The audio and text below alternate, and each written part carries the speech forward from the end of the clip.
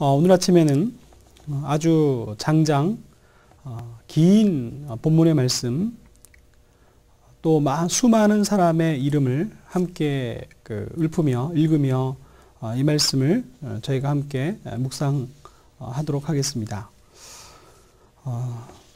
오늘 이렇게 수많은 이름들의 주인공은 귀환하는 자들의 이름입니다.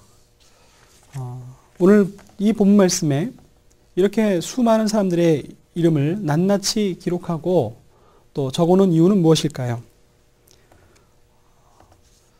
이들은 모두 다 바벨론의 포로에 잡혀 있다가 하나님께서 약속해 주신 그 말씀대로 언약이 성취되었을 때 그 포로가 다시 예루살렘으로 돌아오게 되었던 그 과정에서 하나님의 은혜를 입고 예루살렘 성전으로 돌아온 사람들의 이름들입니다.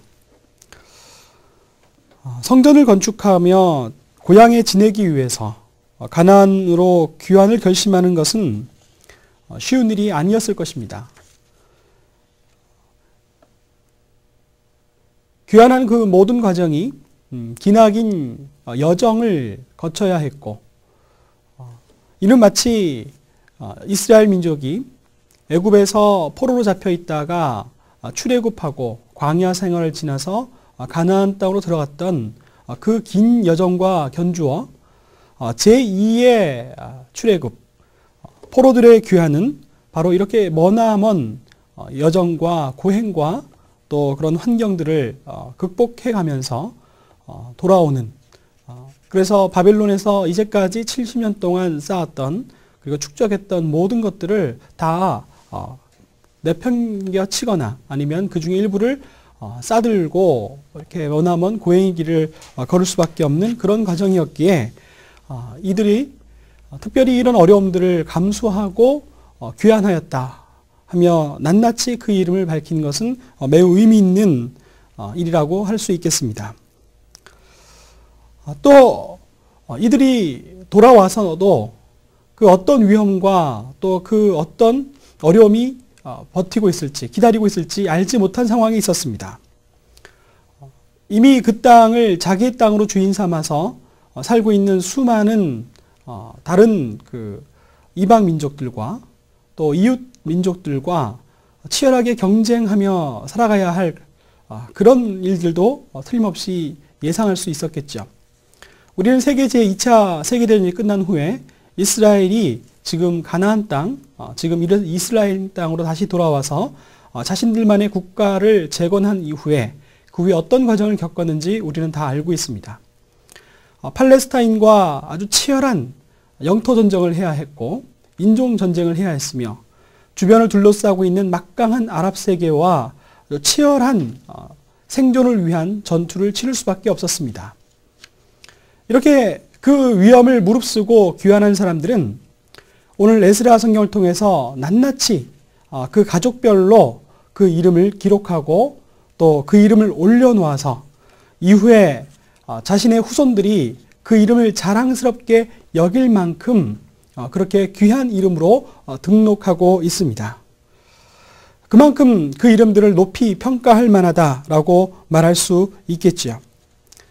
호랑이는 죽어서 가죽을 남기고 사람은 이름을 남긴다는 말이 있습니다. 하나님의 귀한 성경에 이 생명의 책에 그들의 그 고귀한 이름이 기록되어 있고, 그리고 이 이름을 후손들이 읽을 때마다 자신들의 조상의 그 자랑스러움을 그 가슴속 깊이 다시 한번 아로새길 수 있는 그런 은혜를 하나님께서 주셨습니다. 여러분들의 이름이 우리 하나님의 생명책 안에서 빛이 날 수 있기를 원합니다. 여러 가지 일상의 어려움과 또 환난이 우리에게 닥쳐온다 할지라도 그것을 감수하고 이겨내고자 하는 그 신실한 열정과 믿음으로 끝내 하나님께 영광을 돌려드려서 저 하늘 생명책에 여러분들의 이름이 빛날 수 있기를 바랍니다. 오늘 이 수많은 이름들이 올라와 있는데요. 이 이름들 가운데 주목해 볼 몇 가지의 이름들이 있습니다. 첫 번째는 바수훌이라는 이름을 주목하고 싶습니다. 이 바스훌이라는 이름은 전혀 낯선 이름이 아닌데요. 포로기 이전에 예레미야 선지자가 활동할 때 예레미야 선지자가 눈물로 이스라엘 백성에게 하나님께 돌아올 것을 촉구했을 때 이 바스훌이라는 이름의 제사장은 그 예레미야 선지자를 핍박하였던 선지자였습니다. 여러분들 그 바스훌이라는 이름을 기억하고 있겠습니다. 그러나 오늘 여기에 등록된 이 바스훌은 아마 그 가계 전통 안에서 다시 반복되는 이름이었겠지만 이 포로들의 귀환하는 이 역사적 현장에서 등록된 이름 바스훌은 고난의 길임을 알면서도 또 도착한 이후에 귀환하여서 그곳에서 기다리고 있는 고단한 삶이 있음을 알면서도 그것을 자청하고 하나님께 돌아온 거룩한 이름, 또 높임을 받을 이름, 칭찬을 받을 만한 이름으로 기록되어 있다는 것을 우리는 생각할 수 있습니다. 여러분들, 이것이 서로 다른 사람이라 할지라도 생각을 바꾸어서 모든 사람들이 이 살아가는 과정 속에서 이런 면도 있고 저런 면도 있고 이렇게 행하기도 하고 저렇게도 행하기도 하는데 포로기 이전에는 예레미야 선지자를 박해했던 핍박했던 바스훌이었다는 존재가 포로기 이후에는 모든 고난을 자청하고도 돌아오는 그 거룩한 이름으로 이렇게 기록되는 것을 보면서 예전에 여러분들이 어떠한 잘못을 했던 간에 하나님의 은혜를 입어서 그 이후에는 하나님께서 칭찬하실 만한 이름으로 그렇게 변화할 수 있는 은혜가 우리에게 있기를 원합니다. 두 번째 주목할 이름은 느디님 족속입니다. 이 느디님 족속은, 이 가족은 예전부터 성전을 수종하는 수종자들이었는데 그들의 지위는 노예였습니다. 어느 누구든지 굳은 일과 또 더러운 일, 힘든 일은 자기 스스로 하기 싫어하고 돈을 주어서 천한 사람을 사든지 아니면 영속적으로 부릴 노예를 부리는 것이, 노예를 두는 것이 이 당시의 문화였습니다. 최근까지 이어져 온 문화였죠. 우리나라는 불과 100년 전까지 그런 문화가 있었습니다. 여러분들은 노예의 입장에서, 종의 입장에서 한번 생각해 볼 필요가 있겠습니다.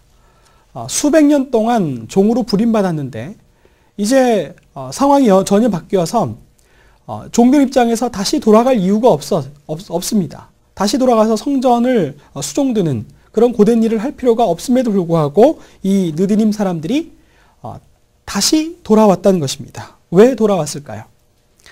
비록 억지로 강제로 성전에 수종드는 일을 맡았었지만 그러나 하나님을 섬기고 예배하는 것이 그들에게 기쁨이 되었던 것입니다.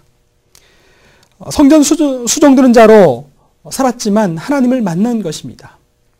우리는 이러한 정도의 은혜가 우리에게 있기를 소망할 필요 있습니다.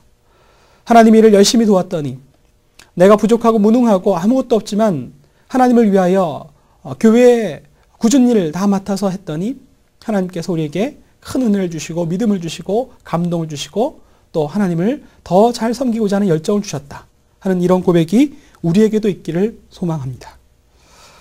또 이 이름들은 각 지파별로 그렇게 언급되고 있습니다.